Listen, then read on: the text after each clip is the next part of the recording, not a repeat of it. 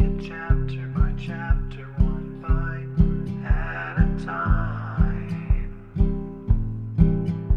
So many adventures and mountains we can climb. Take it word for word, line by line, one bite at a time.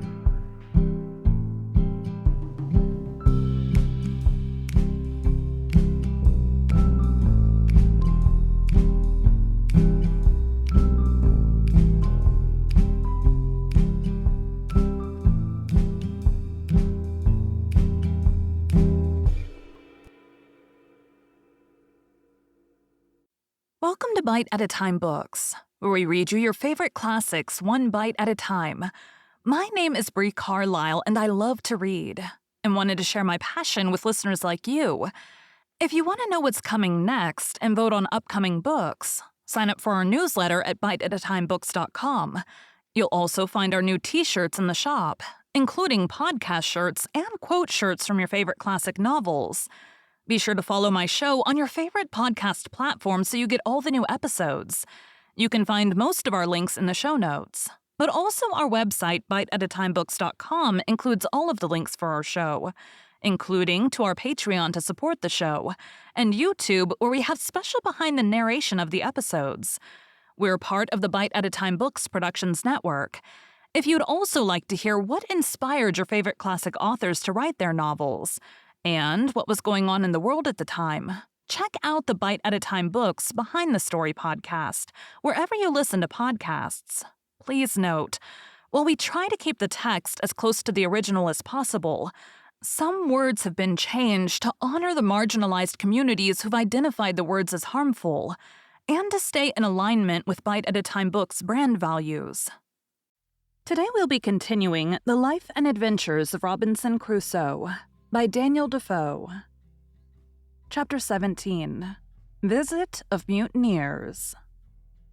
In a little time, however, no more canoes appearing, the fear of their coming wore off, and I began to take my former thoughts of a voyage to the Main into consideration, being likewise assured by Friday's father that I might depend upon good usage from their nation, on his account, if I would go. But my thoughts were a little suspended when I had a serious discourse with the Spaniard, and when I understood that there were 16 more of his countrymen in Portuguese, who, having been cast away and made their escape to that side, lived there at peace, indeed, with the savages, but were very sore put to it for necessaries and indeed for life. I asked him all the particulars of their voyage, and found they were a Spanish ship bound from the Rio de la Plata to the Havana, being directed to leave their loading there, which was chiefly hides and silver, and to bring back what European goods they could meet with there, that they had 5 Portuguese seamen on board whom they took out of another wreck, that 5 of their own men were drowned when first the ship was lost, and that these escaped through infinite dangers and hazards and arrived almost starved on the cannibal coast, where they expected to have been devoured every moment. He told me they had some arms with them, but they were perfectly useless, for that they had neither powder nor ball, the washing of the sea having spoiled all their powder but a little, which they used at their first landing to provide themselves with some food. I asked him what he thought would become of them there, and if they had formed any design of making their escape. He said they had many consultations about it, but that having neither vessel nor tools to build one, nor provisions of any kind, their counsels always ended in tears and despair. I asked him how he thought they would receive a proposal from me, which might tend towards an escape, and whether if they were all here it might not be done. I told him with freedom I feared mostly their treachery and ill usage of me, if I put my life in their hands, for that gratitude was not inherent virtue in the nature of man, nor did men always square their dealings by the obligations they had received so much as they did by the advantages they expected. I told him it would be very hard that I should be made the instrument of their deliverance, and that they should afterwards make me their prisoner in New Spain, where an Englishman was certain to be made a sacrifice. What necessity or what accident soever brought him thither, and that I had rather be delivered up to the savages and be devoured alive, than fall into the merciless claws of the priests and be carried into the Inquisition. I added that otherwise I was persuaded if they were all here, we might, with so many hands, build a bark large enough to carry us all away, either to the Brazils southward, or to the islands or Spanish coast northward, but that if, in requital, they should, when I had put weapons into their hands, carry me by force among their own people, I might be ill-used for my kindness to them, and make my case worse than it was before. He answered with a great deal of candor and ingenuousness that their condition was so miserable, and that they were so sensible of it that he believed they would abhor the thought of using any man unkindly that should contribute to their deliverance, and that if I pleased, he would go to them with the old man and discourse with them about it, and return again and bring me their answer, that he would make conditions with them upon their solemn oath, that they should be absolutely under my direction as their commander and captain, and they should swear upon the holy sacraments and gospel to be true to me and go to such Christian country as I should agree to, and no other, and to be directed wholly and absolutely by my orders till they were landed safely in such country as I intended, and that he would bring a contract from them, under their hands for that purpose. Then he told me he would first swear to me himself that he would never stir from me as long as he lived, till I gave him orders, and that he would take my side to the last drop of his blood, if there should happen the least breach of faith among his countrymen. He told me they were all of them very civil, honest men, and they were under the greatest distress imaginable, having neither weapons, nor clothes, nor any food, but at the mercy and discretion of the savages out of all hopes of ever returning to their own country, and that he was sure if I would undertake their relief, they would live and die by me. Upon these assurances, I resolved to venture to relieve them, if possible, and to send the old savage and the Spaniard over to them to treat.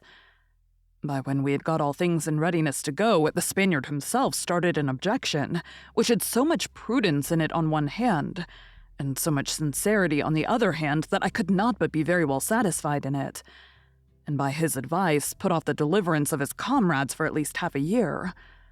The case was thus.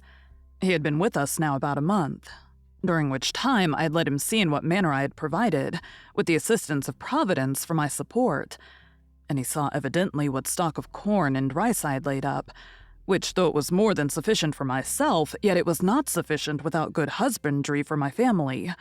Now it was increased to 4, but much less would it be sufficient if his countrymen, who were, as he said, 16 still alive, should come over, and least of all would it be sufficient to victual our vessel, if we should build one, for a voyage to any of the Christian colonies of America.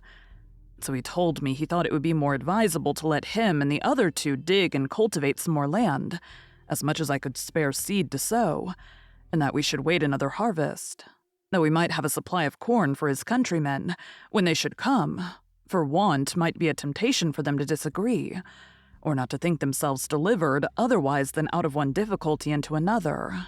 You know, says he, the children of Israel, though they rejoiced at first for their being delivered out of Egypt, yet rebelled even against God himself that delivered them when they came to want bread in the wilderness. His caution was so seasonable, and his advice so good, that I could not but be very well pleased with his proposal, as well as I was satisfied with his fidelity. So we fell to digging, all 4 of us, as well as the wooden tools we were furnished with, permitted, and in about a month's time, by the end of which it was seed time, we had got as much land cured and trimmed up as we sowed 22 bushels of barley on, and 16 jars of rice, which was, in short, all the seed we had to spare. Indeed, we left ourselves barely sufficient for our own food for the 6 months that we had to expect our crop, that is to say, reckoning from the time we set our seed aside for sowing, for it is not to be supposed it is 6 months in the ground in that country. Having now society enough, and our numbers being sufficient to put us out of fear of the savages, if they had come, unless their number had been very great, we went freely all over the island, whenever we found occasion, and as we had our escape or deliverance upon our thoughts, it was impossible, at least for me, to have the means of it out of mine. For this purpose I marked out several trees which I thought fit for our work, and I set Friday and his father to cut them down. And then I caused the Spaniard, to whom I imparted my thoughts on that affair, to oversee and direct their work. I showed them with what indefatigable pains I had hewed a large tree into single planks, and I caused them to do the like, till they made about 12 large planks of good oak, near 2 feet broad, 35 feet long, and from 2 inches to 4 inches thick. A prodigious labor it took up, anyone may imagine. At the same time, I contrived to increase my little flock of tame goats as much as I could, and for this purpose I made Friday and the Spaniard go out one day, and myself with Friday the next day, for we took our turns, and by this means we got about 20 young kids to breed up with the rest, for whenever we shot the dame, we saved the kids, and added them to our flock.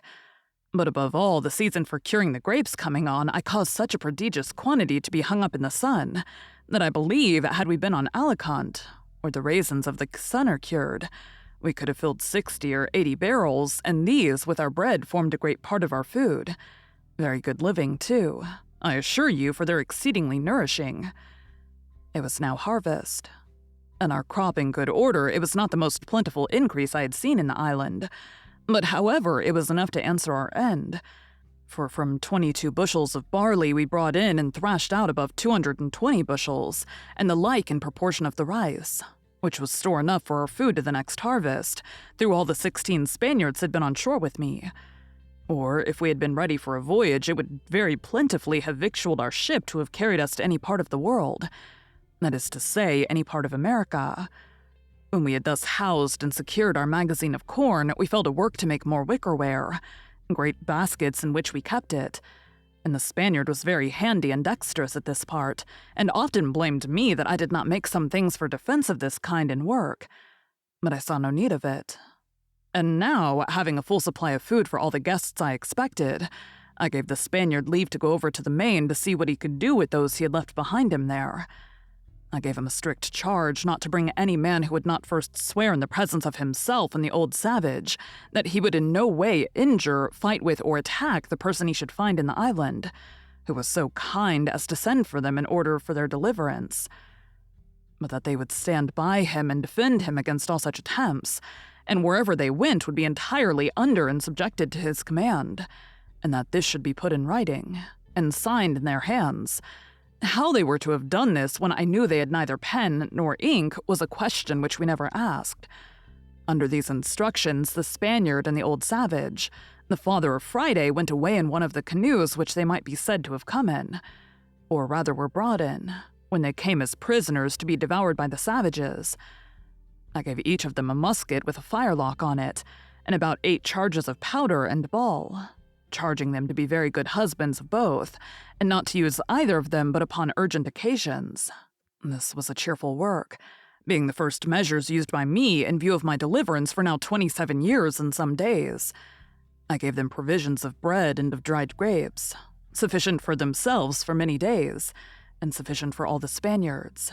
For about 8 days' time, and wishing them a good voyage, I saw them go, agreeing with them about a signal they should hang out at their return, by which I should know them again when they came back, at a distance before they came on shore.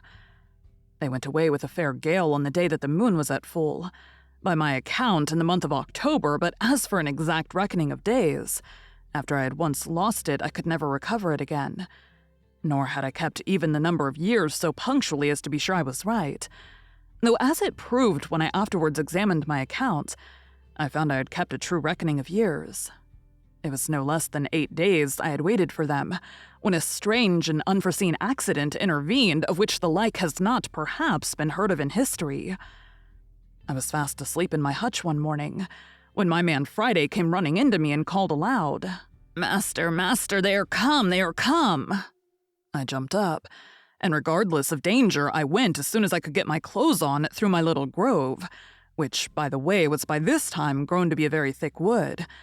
I say, regardless of danger, I went without my arms, which was not my custom to do, but I was surprised when, turning my eyes to the sea, I presently saw a boat at about 1.5 leagues distance, standing in for the shore with a shoulder of mutton sail, as they called it, and the wind blowing pretty fair to bring them in. Also, I observed presently that they did not come from that side which the shore lay on, but from the southernmost end of the island. Upon this, I called Friday in and bade him lie close, for these were not the people we looked for, and that we might not know yet whether they were friends or enemies. In the next place, I went in to fetch my perspective glass to see what I could make of them, and having taken the ladder out, I climbed up to the top of the hill as I used to do when I was apprehensive of anything, and to take my view the plainer without being discovered. I had scarce set my foot upon the hill when my eyes plainly discovered a ship lying at anchor at about 2 leagues and a half distance from me, south-southeast, but not above 1.5 leagues from the shore. By my observation, it appeared plainly to be an English ship, and the boat appeared to be an English longboat. I cannot express the confusion I was in, though the joy of seeing a ship, and one that I had reason to believe was manned by my own countrymen and consequently friends, was such as I cannot describe. But yet I had some secret doubts hung about me. I cannot tell from whence they came, bidding me keep upon my guard. In the first place, it occurred to me to consider what business an English ship could have in that part of the world, since it was not the way to or from any part of the world where the English had any traffic, and I knew there had been no storms to drive them in there in distress, and that if they were really English, it was most probable that they were here upon no good design, and that I had better continue as I was than fall into the hands of thieves and murderers. Let no man despise the secret hints and notices of danger which sometimes are given him when he may think there is no possibility of its being real. That such hints and notices are given us, I believe, few that have made any observation of things can deny. That there are certain discoveries of an invisible world, and a converse of spirits we cannot doubt, and if the tendency of them seems to be to warn us of danger, why should we not suppose they are from some friendly agent? Whether supreme or inferior and subordinate is not a question, and that they are given for our good. The present question abundantly confirms me in the justice of this reasoning, for had I not been made cautious by the secret admonition, come from it whence it will, I had been done inevitably, and in far worse condition than before, as you will see presently. I had not kept myself long in this posture till I saw the boat draw near the shore, as if they looked for a creek to thrust in at, for the convenience of landing. However, as they did not come quite far enough, they did not see the little inlet where I formerly landed my rafts, but ran their boat on shore upon the beach at about 1/2 mile from me, which was very happy for me. For otherwise they would have landed just at my door, as I may say, and would soon have beaten me out of my castle, and perhaps have plundered me of all I had. When they were on shore, I was fully satisfied they were Englishmen, at least most of them. 1 or 2 I thought were Dutch, but it did not prove so. There were in all 11 men, whereof 3 of them I found were unarmed and, as I thought, bound. And when the first 4 or 5 of them were jumped on shore, they took those 3 out of the boat as prisoners. One of the 3 I could perceive using the most passionate gestures of entreaty, affliction, and despair, even to a kind of extravagance. The other 2 I could perceive lifted up their hands sometimes, and appeared concerned indeed, but not to such a degree as the first. I was perfectly confounded at the sight, and knew not what the meaning of it should be. Friday called out to me in English as well as he could. "Oh, master, you see English mans eat prisoner as well as savage mans." "Why, Friday," says I, "do you think they're going to eat them then?" "Yes," says Friday, "they will eat them." "No, no," says I. "Friday, I'm afraid they will murder them indeed, but you may be sure they will not eat them." All this while I had no thought of what the matter really was, but stood trembling with the horror of the sight, expecting every moment when the 3 prisoners should be killed. Nay, once I saw one of the villains lift up his arm with a great cutlass, as the seamen call it, or sword, to strike one of the poor men, and I expected to see him fall every moment, at which all the blood in my body seemed to run chill in my veins. I wished heartily now for the Spaniard, and the savage that had gone with him, or that I have any way to have come undiscovered within shot of them, and I might have secured the 3 men, for I saw no firearms they had among them. But it fell out to my mind another way. After I had observed the outrageous usage of the 3 men by the insolent seamen, I observed the fellows run scattering about the island as if they wanted to see the country. I observed that the 3 other men had liberty to go also where they pleased, but they sat down all 3 upon the ground, very pensive, and looked like men in despair. This put me in mind of the first time when I came on shore, and began to look about me, how I gave myself over for lost, how wildly I looked round me, what dreadful apprehensions I had, and how I lodged in the tree all night for fear of being devoured by wild beasts. As I knew nothing that night of the supply I was to receive by the providential driving of the ship nearer the land by the storms and tide, by which I have since been so long nourished and supported. So these 3 poor desolate men knew nothing how certain of deliverance and supply there were, how near it was to them, and how effectually and really they were in a condition of safety, at the same time that they thought themselves lost, and their case desperate. So little do we see before us in the world, and so much reason have we to depend cheerfully upon the great Maker of the world, that he does not leave his creatures so absolutely destitute, but that in the worst circumstances they've always something to be thankful for, and sometimes are nearer deliverance than they imagine. Nay, are even brought to their deliverance by the means by which they seem to be brought to their destruction. It was just at high water when these people came on shore, and while they rambled about to see what kind of a place they were in, they had carelessly stayed till the tide was spent, and the water was ebbed considerably away, leaving their boat aground. They had left 2 men in the boat who, as I found afterwards, having drunk a little too much brandy, fell asleep. However, one of them, waking a little sooner than the other, and finding the boat too fast aground with him to stir it, hallooed out for the rest, who were straggling about, upon which they all soon came to the boat. But it was past all their strength to launch her, the boat being very heavy, and the shore on that side being a soft oozy sand, almost like quicksand. In this condition, like true seamen, who are, perhaps, the least of all mankind given to forethought, they gave it over, and away they strolled about the country again. And I heard one of them say aloud to another, calling them off from the boat, "Why, let her alone, Jack, can't you? She'll float next tide," by which I was fully confirmed in the main inquiry of what countrymen they were. All this while I kept myself very close, not once daring to stir out of my castle any farther than to my place of observation near the top of the hill, and very glad I was to think how well it was fortified. I knew it was no less than 10 hours before the boat could float again, and by that time it would be dark, and I might be at more liberty to see their motions and to hear their discourse if they had any. In the meantime, I fitted myself up for a battle as before, though with more caution, knowing I had to do with another kind of enemy than I had at first. I ordered Friday also, whom I had made an excellent marksman with his gun, to load himself with arms. I took myself 2 fowling pieces, and I gave him 3 muskets. My figure, indeed, was very fierce. I had my formidable goatskin coat on, with the great cap I have mentioned, a naked sword by my side, 2 pistols in my belt, and a gun upon each shoulder.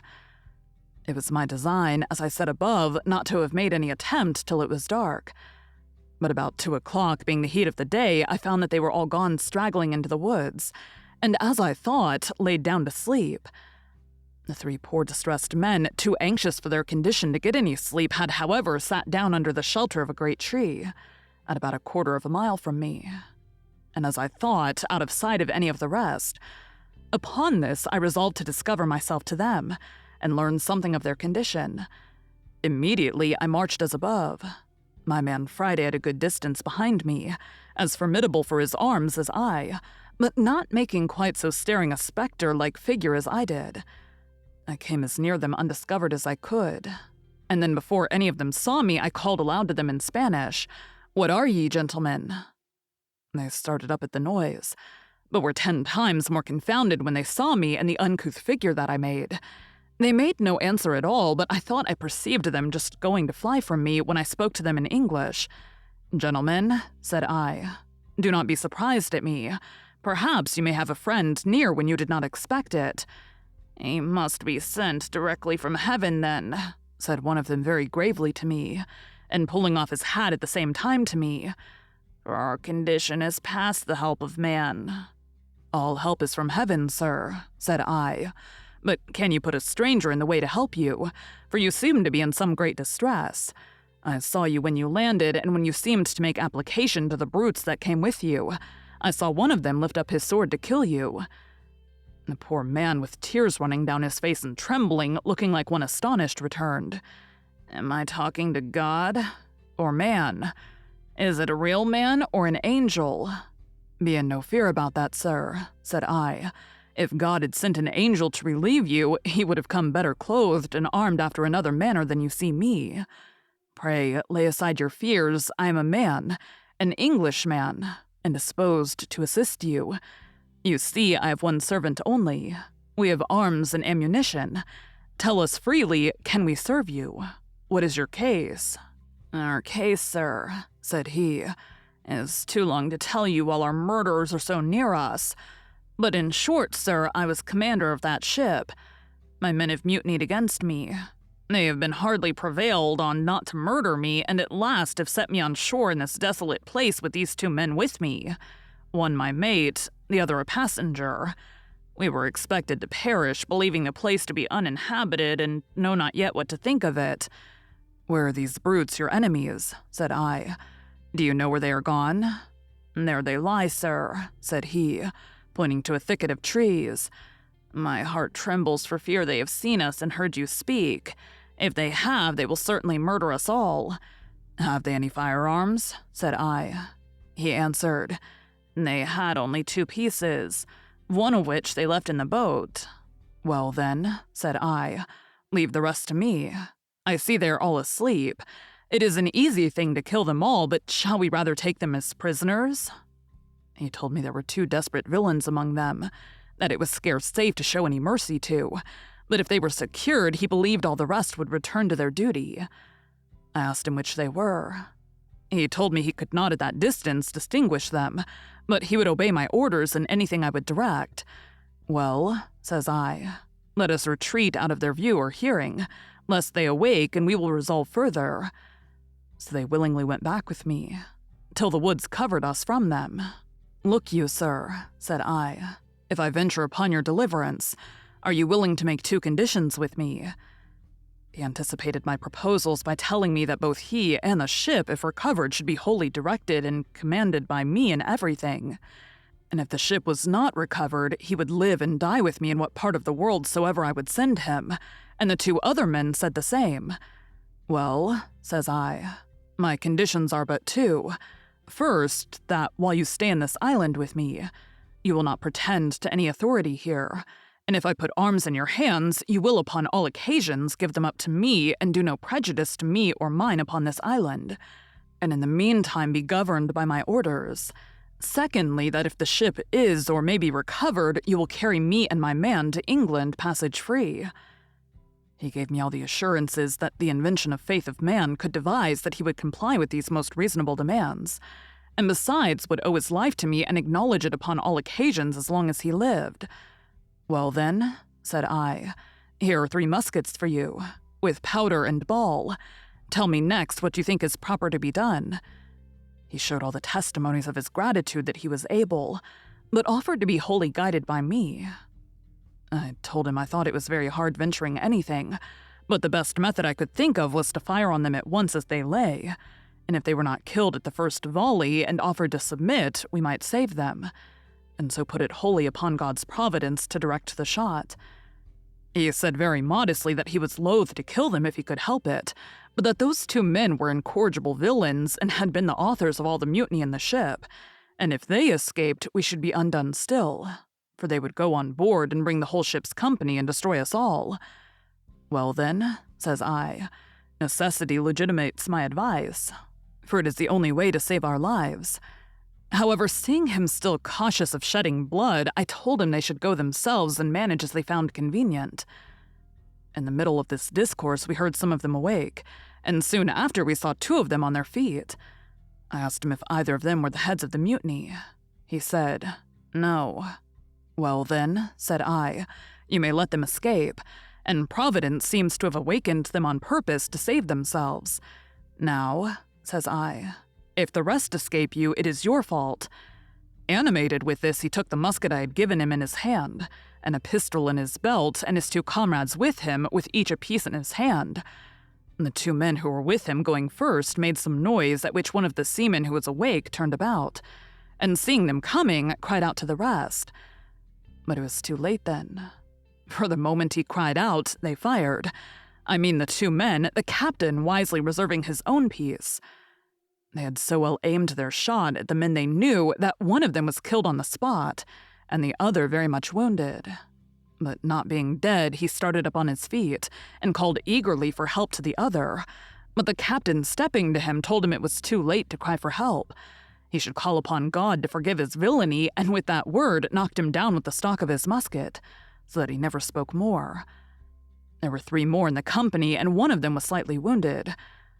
By this time I was come, and when they saw their danger and that it was in vain to resist, they begged for mercy. The captain told them he would spare their lives if they would give him an assurance of their abhorrence of the treachery they had been guilty of, and would swear to be faithful to him in recovering the ship, and afterwards in carrying her back to Jamaica from whence they came.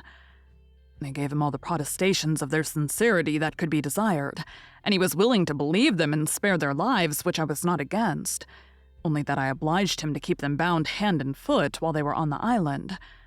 While this was doing, I sent Friday with the captain's mate to the boat with orders to secure her, and bring away the oars and sails, which they did. And by, 3 straggling men, that were happily for them parted from the rest, came back upon hearing the guns fired, and seeing the captain, who was before their prisoner, now their conqueror, they submitted to be bound also. And so our victory was complete. It now remained that the captain and I should inquire into one another's circumstances. I began first and told him my whole history, which he heard with an attention even to amazement, and particularly at the wonderful manner of my being furnished with provisions and ammunition, and indeed, as my story is a whole collection of wonders, it affected him deeply. But when he reflected from thence upon himself, and how I seemed to have been preserved there on purpose to save his life, the tears ran down his face, and he could not speak a word more. After this communication was at an end, I carried him and his 2 men into my apartment, leading them in just where I came out, at the top of the house, where I refreshed them with such provisions as I had and showed them all the contrivances I had made during my long inhabiting that place. All I said to them was perfectly amazing.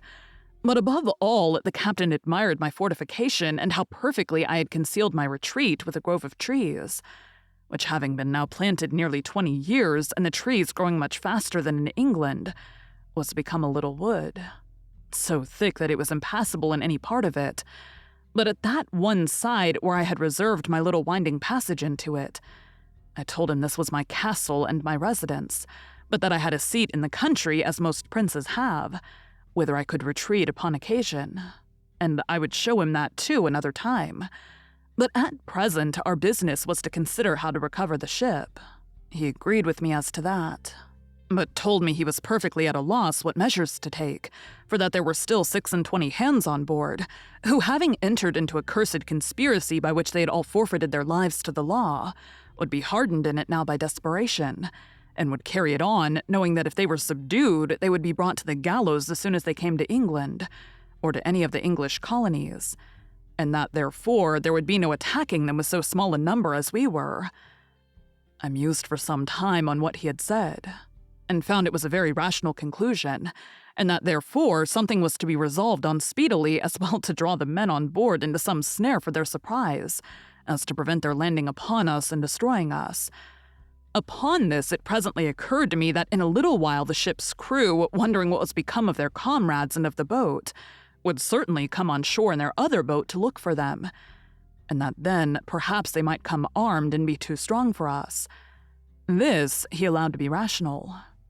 Upon this, I told him the first thing we had to do was to stave the boat which lay upon the beach, so that they might not carry her off, and taking everything out of her, leave her so far useless as not to be fit to swim.